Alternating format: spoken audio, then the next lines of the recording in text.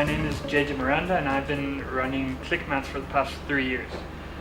ClickMaths is an NPO based here in Gauteng that's been focused on leveraging technology to improve access to education and improve the content that we're distributing as well, and that students are getting access to. We, much like Brian, about 10 years ago, but maybe a bit less than that, in about 2012, 2013, the founders of ClickMaths were at university at UCT, and they were also participating in weekend tutoring sessions in nearby townships, and they realized that their impact was limited to the number of students that they could interact with directly. And they realized that the best way of amplifying this impact is by using technology. And that was around the same time that the Khan Academy was starting to gain notoriety around the world. But we realized two things, or they realized two things at that time.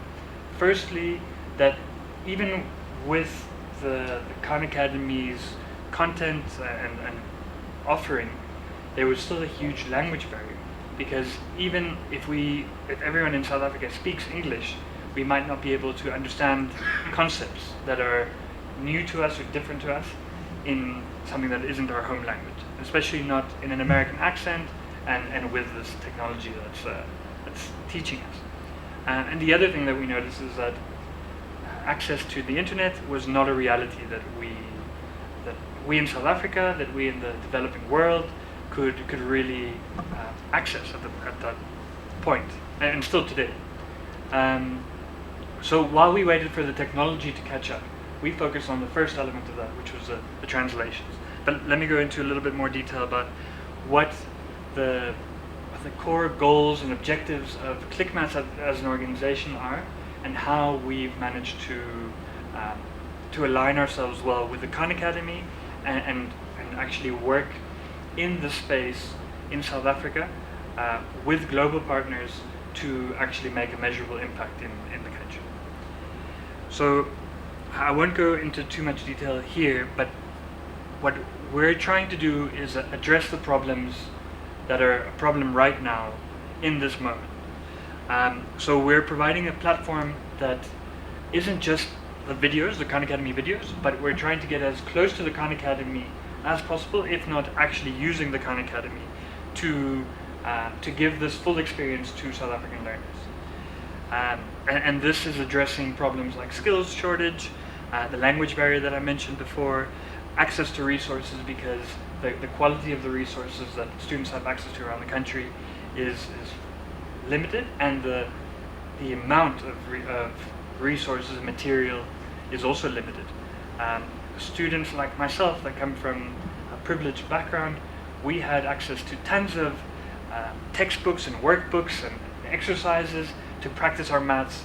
We had access to tutors and to extra classes and to teachers who wanted to teach us after school and who supported us through tests and exams. But this isn't a reality for most of South Africa. So we're trying to make up for some of these shortcomings in the South African education system. And finally, very deliberately, we position ourselves in a way that we are trying to measure what our impact is. So we're not working with schools for the sake of working with schools. We're working with schools where we can see what our impact is, tweak that, refine that, and actually then start scaling. So that's what we've been doing over the past couple of years, and I'm excited to share a little bit more about that. So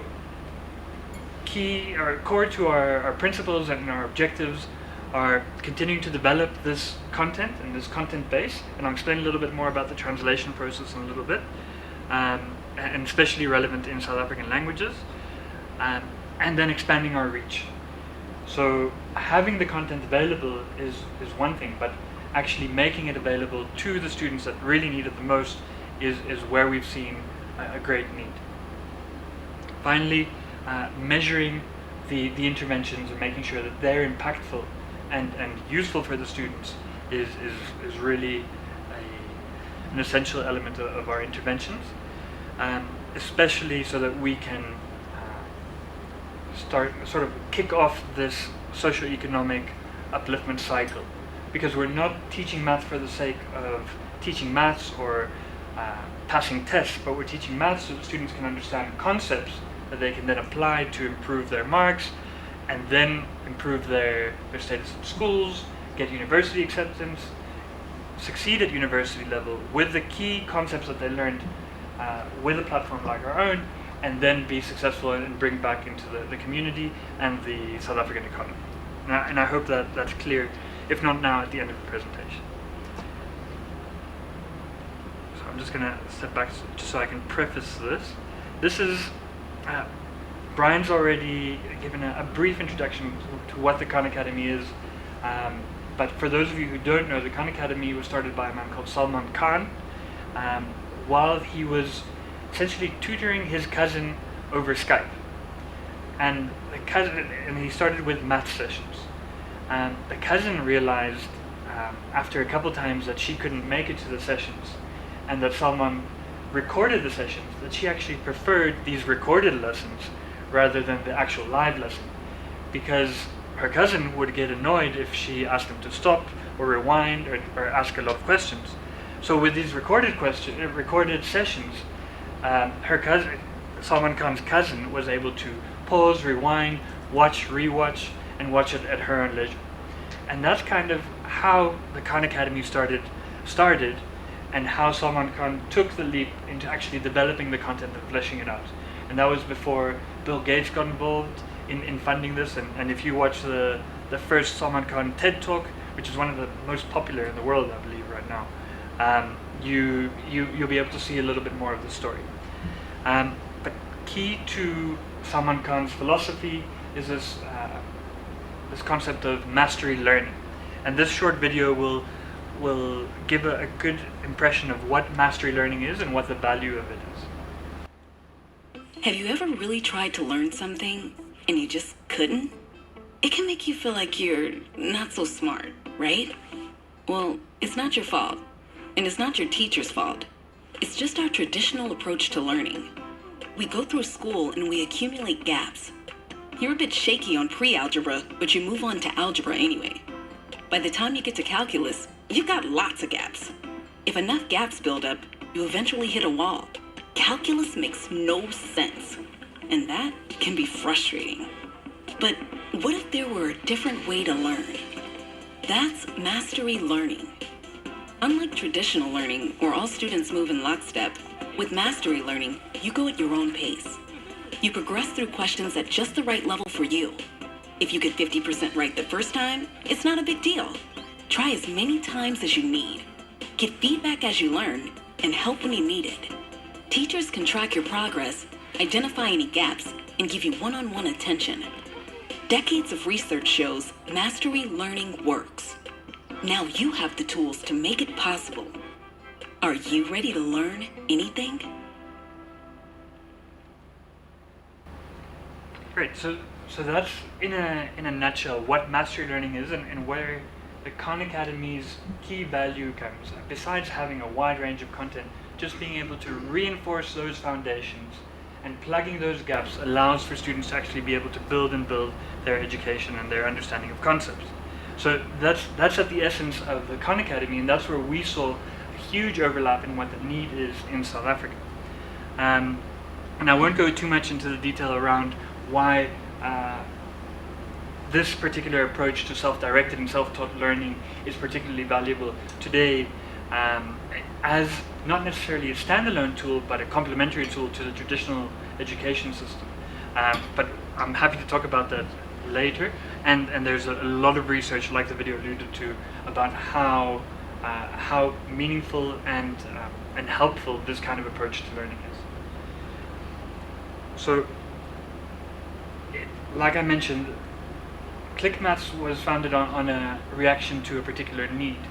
And I've spoken a little bit about what the access to education in your home languages allow for. But I think a really nice quote by Nelson Mandela is a nice illustration of this. And it's, he said, if you speak to a man in a language he understands, it goes to his head. But if you speak to a man in his language, it goes to his heart. And that kind of philosophy is what we're trying to replicate a little bit in how we're approaching our interventions in schools. So just like we saw in the mastery learning video that I just showed you, now we're taking it a step further, and now we've taken the best available free education resource that there is and made it even more relevant to South Africans by translating all of the mathematics Khan Academy videos into isiZulu and isiXhosa. And starting this week, we're doing Sepedi as well. So the idea isn't to do the whole of education in Zulu or Sepedi or Xhosa for that matter. The idea is to be able to reinforce those foundations in your home language, and especially relevant to the South African context, to be able to apply those same concepts in English. So we belong to the Khan Academy's international advocate community, where there's advocates from about 100 countries, or 100 different languages, and they are focused on translating everything. So when you go to the Khan Academy, they translate the videos and the exercises and the buttons and the homepage and everything. But for the South African context, that doesn't make sense, because everyone should understand the concepts, and we've seen the value of understanding concepts in your home language, but the application needs to be in English, which is a lingua franca in South Africa, right? So that's everything they're going to be writing their tests in, their exams, their job interviews, their actual work. Everything is going to be in English later, for the most part in any case. So that's the value of having the videos in your home language, but then being able to apply what you're learning in the videos immediately in English. And I can show you a little bit of what that platform looks like, and what some of the videos look like, and what the exercises look like as well. So now, I mentioned before that we expected the technology to kind of catch up at some stage, and that's why we focused on the translations. And we were kind of right that the technology would catch up. A former intern at the Khan Academy had done a lot of traveling in Africa and South America, and he realized that internet is not a reality in these places. So he broke away from the Khan Academy and started something called Learning Equality, which you would have seen at the top of my first slide. And Learning Equality focused on taking the whole Khan Academy offering into an offline space. So it acts as a standalone that doesn't require the rest of the internet. So we've worked quite closely with Learning Equality to leverage this in an offline space. So we're able to replicate this online learning experience in a school that is offline, that is not connected to the internet. The way we do this is by using very basic technology. So we have a computer, and it's often my laptop, or a laptop like mine, that acts as a server. Then any kind of old Wi-Fi router or any kind of LAN networking will allow for a network to be established in the computer room or the school or the community center, whatever the case might be. And I'll speak a little bit about the different contexts we've used it in. But this then allows different client devices, so tablets, phones, computers, to access this in an offline way, but still not just watching the videos, but engaging with the exercises and allowing the teachers to track what the usage is. And this is a particularly exciting tool for teachers to actually be able to react to what the needs are within their own classroom. And what we see more often than not in schools is that a teacher has a group like this, where there's 10 students that are far behind, 10 students that are kind of in the middle, and 10 students that are ahead. So this allows them to level that playing field and speak to more than just hopefully that middle third, but actually everyone's engaging with it at a level that challenges them and allows them to catch up. And I hope that's clear. Yeah, I think I can move on to the next bit. So the way that we're doing this is mostly donor based, but we're leveraging networks and different communities that we're working with to build a collaborative approach to how to scale this on a national level, where the need arises the most. So like I mentioned, we're one of the language advocates for the Khan Academy. We work with Learning Equality. We have been engaging with Microsoft for the past few years, and we get quite a bit of advice from them. And for the past 6 months, more or less, we've been funded by Telkom, by BCX, which is part of Telkom.